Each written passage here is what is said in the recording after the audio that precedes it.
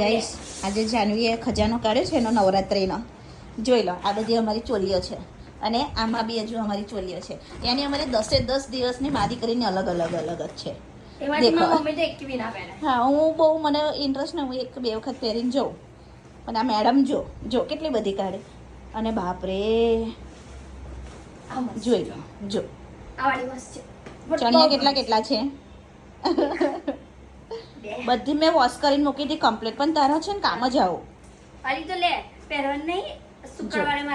જોઈ લો, ખજાનો નીકળતો જ જાય છે. અલગ અલગ બધો છે ને. હજુ જ્વેલરી તો હોધવાની છે પાછી.